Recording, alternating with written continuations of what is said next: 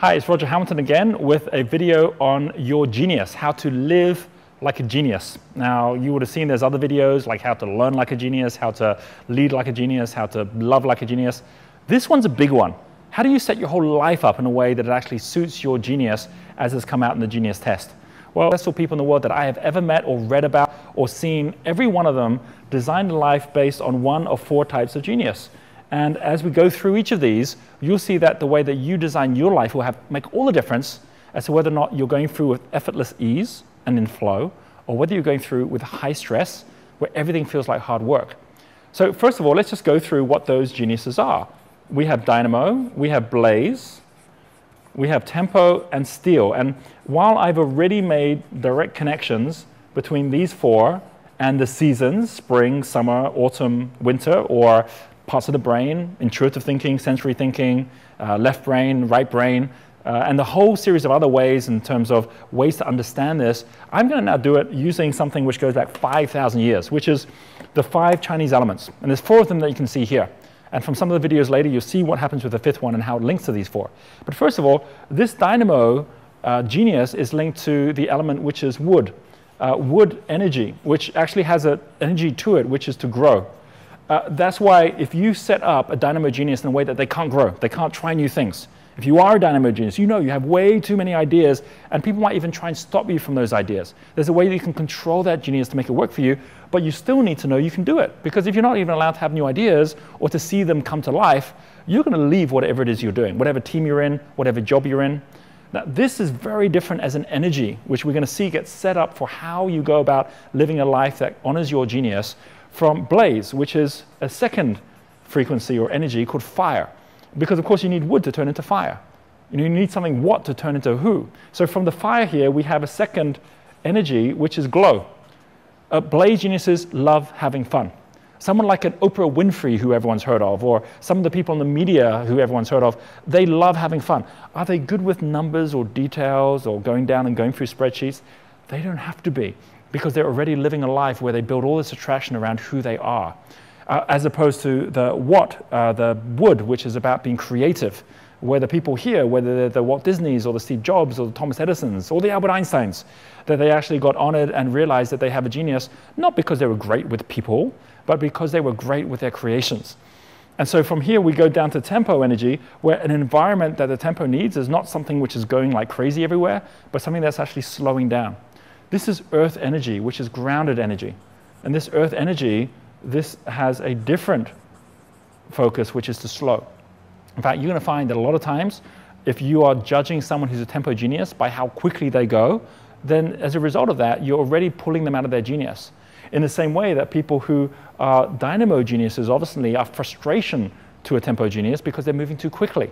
But it's okay if you think that a car has a brake and it also has an accelerator. And it's the fact that you have both together that actually allows the car to be able to control its pace and its speed, which is why having a team is so important. And then we get to the final one, the steel energy, which is metal. And this metal here is about another energy called no, because they need the detail. And so if you don't put them in a situation which gives them that information and that detail, then they also aren't going to live a life of fulfillment and a life which actually is allowing them to be who they're going to be. I have seen so many relationships, so many couples or families, so many teams fall apart or get into huge conflicts because they're not honoring the genius of the others within the team as well.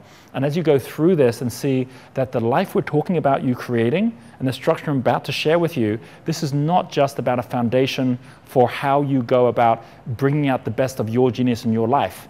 It's also about how you go about, almost like a radio station tuning into the radio waves, how you go about actually becoming one of the frequencies which allows you to be able to make the music with those around you. So let's go through what are the 4 different types and where you might find them. How this informs everything from how you set up your day, and there'll be some videos later you'll see how we actually design a day, how we actually design the spaces, through to what kind of a job you get for yourself or what you advise your children to actually have, through to the kind of career you end up choosing, or even how you go about doing your social media strategies, or how you go about looking at things online. All of that has everything to do with realizing that each of us has a way that we get to fulfillment which is linked to our human needs.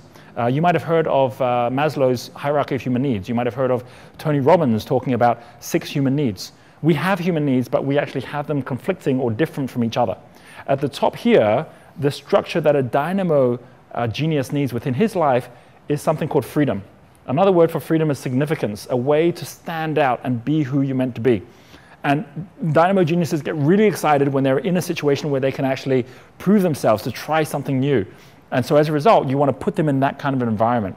That's a very different environment from someone on the opposite side, where it's not about freedom and being able to just move into any space and try anything new thing, but it's actually something called connection, which is about the people, it's about service, making everyone getting looked after. If you have someone in the team that's doing this job, but everything's about starting new things, I've been in situations where I've had dynamo geniuses working for me, and when I wasn't paying attention, I'd be saying, right, we're gonna have this great new thing we're gonna do. And sure enough, with me bringing my dynamo genius in, it then breaks up all of this earth energy where they're having questions, a different type of question. Well, when's that gonna happen? You know, how's that going to affect the way that we're working with the people we have? And if I'm too quick, moving too fast, then I'm gonna lose the people here who really need to have that grounding in order for them to go home fulfilled every night. They're measuring something different in what they actually take satisfaction out of in the world. And then we have here on this side, a very different type of foundation to this side, something called variety, where if you're not letting a blaze genius try new things all the time, if you're not allowing them to learn new things and to work with different people that allow them to see, have new experiences, then you're clearly going to lose them, because they're gonna go look for something which is giving them fulfillment through variety. And of course, the opposite of variety on this side, something called certainty, is not about everything changing all the time. It's about things actually staying the same, or at least in a rhythm and a pattern that is predictable for someone on this side. You know, we actually attract often the opposites to people that we actually connect with, because they give us the opposite side.